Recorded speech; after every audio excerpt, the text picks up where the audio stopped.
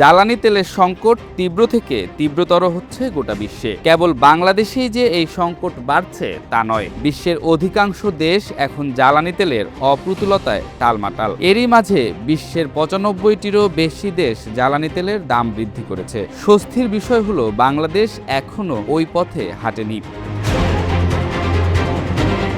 তেল সংকট থেকে সাধারণ মানুষকে কিছুটা হলেও স্বস্তি দিতে বিভিন্ন দেশ নানামুখী পদক্ষেপ গ্রহণ করেছে। বাংলাদেশও এরই মধ্যে কিছু পদক্ষেপ নিয়েছে এবং পরবর্তী করণীয় নিয়ে দফায় দফায় আলোচনা করছে। এরই মধ্যে বাংলাদেশ সরকার শিক্ষা প্রতিষ্ঠানে শিক্ষার্থীদের সশরীরে উপস্থিতি সীমিত করার বিষয়ে ভাবছে। সরকারি আধা সরকারি প্রতিষ্ঠানগুলোর কার্যসময় ১ ঘন্টা কমিয়ে আনা হয়েছে। মার্কেট কিংবা বিপণী বিতান সন্ধ্যা ৬টার পর বন্ধ ঘোষণা করেছে।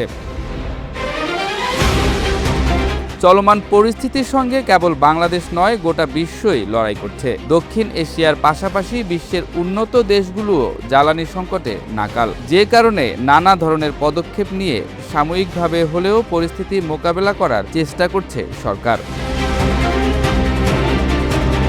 মধ্যপ্রাচ্যে যুদ্ধ ও সরবরাহ ব্যাহত হওয়ার কারণে আন্তর্জাতিক বাজারে জ্বালানির দাম হঠাৎ বেড়ে গেছে, যার সরাসরি প্রভাব পড়েছে এশিয়া, ইউরোপ সহ প্রায় সব অঞ্চলে। আন্তর্জাতিক বিশ্লেষণ বলছে ৯৫টির বেশি দেশে ইতোমধ্যেই জ্বালানি তেলের দাম বেড়েছে। দক্ষিণ এশিয়ায় এর প্রভাব সবচেয়ে বেশি দৃশ্যমান। পেট্রোল পাম্পে লম্বা লাইন, সীমিত বিক্রি, এমনকি রেশনিং পর্যন্ত চালু হয়েছে। বাংলাদেশ চলতি মাসেও জ্বালানি তেলের দাম বৃদ্ধি করবে না বলে ঘোষণা দিয়েছে। এরই মধ্যে যুদ্ধের প্রধান কারিগর যুক্তরাষ্ট্রও তেলের এই দাম বৃদ্ধি করেছে। এই দৌড়ে বসে নেই বিশ্বের গুরুত্বপূর্ণ এবং অর্থনৈতিকভাবে শক্তিশালী দেশগুলো। America ২০%, Australia ৪২%, Canada ২৮%, Pakistan ২৪.৪%, Japan ১৯.৬%, France ১৭%, Germany ১৬.৭% তেলের দাম বৃদ্ধি করেছে। জ্বালানি তেলের বর্ধিত দামের দৌড়ে সবচেয়ে বেশি এগিয়ে রয়েছে কম্বোডিয়া। দেশটি তেলের দাম বাড়িয়েছে ৬৮%, ভিয়েতনাম ৫০%, নাইজেরিয়া ৩৫%, লাওস ৩৩%, নেপাল ৯% দাম বৃদ্ধি করেছে। এই হিসেবে বাংলাদেশ, ভারত, সৌদি আরব, কুয়েত সরকার এখনও জনগণের উপর বাড়তি দামের খড়গ চাপিয়ে দেয়নি, বরং তুলনামূলকভাবে এই দেশগুলো এখনও সরাসরি দাম না বাড়িয়ে নিয়ন্ত্রণ করার চেষ্টা করছে।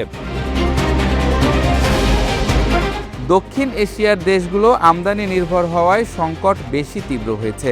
নেপাল দাম বৃদ্ধির সাথে সাথে রেশনিং পদ্ধতিও শুরু করেছে। পাকিস্তান সরকারি অফিসে ৪ দিনের কর্মসপ্তাহ চালু করেছে। স্কুল বন্ধ রাখা হয়েছে। শ্রীলঙ্কায় সরাসরি ফুয়েল রেশনিং করা হচ্ছে। মোটরসাইকেল সপ্তাহে ৫ লিটার, গাড়ি ১৫ লিটার তেল ক্রয় করতে পারছে। পুলিশ দিয়ে পেট্রোল পাম্পের লাইন নিয়ন্ত্রণ করা হচ্ছে।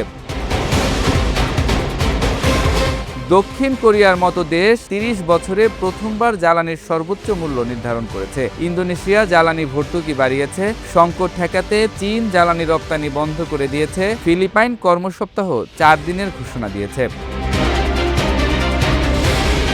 বাংলাদেশ এখনও সরাসরি তেলের দাম বাড়ায়নি। এটা একদিকে স্বস্তির, অন্যদিকে ঝুঁকিও হতে পারে। যদিও বাংলাদেশ বিকল্প উৎস থেকে তেল সংগ্রহের চেষ্টা চালিয়ে যাচ্ছে বলে জানা গেছে। তারপরও এই অবস্থা চলতে থাকলে বৈদেশিক মুদ্রার চাপ বাড়বে। দীর্ঘমেয়াদে ভর্তুকি টিকিয়ে রাখাও কঠিন এবং বিশ্ববাজার স্থিতিশীল না হলে দাম বাড়ানোর চাপ আসবে। বর্তমান জ্বালানি সংকট শুধু তেলের দাম নয়, বিদ্যুৎ খাত, খাদ্যদ্রব্য, পরিবহন সহ গোটা অর্থনীতির উপর নেতিবাচক প্রভাব ফেলছে। বাংলাদেশ চলতি মাস পর্যন্ত দাম না বাড়িয়ে পরিস্থিতি সামাল দেওয়ার চেষ্টা করছে, কিন্তু বিশ্ববাজারের অস্থিরতা দীর্ঘস্থায়ী হলে অন্য দেশগুলোর মতো বাংলাদেশও কঠিন সিদ্ধান্ত নিতে বাধ্য হতে পারে। বিশ্বজুড়ে জ্বালানি তেলের সংকট এখন এক বাস্তবতা। কোথাও তেলের জন্য লম্বা লাইন, কোথাও আবার ব্যতিক্রমী উদ্যোগ নিয়েছে সরকার। ফ্রি গণপরিবহন থেকে শুরু করে কঠোর রেশনিং চলছে উন্নত এবং উন্নয়নশীল দেশগুলোতেও।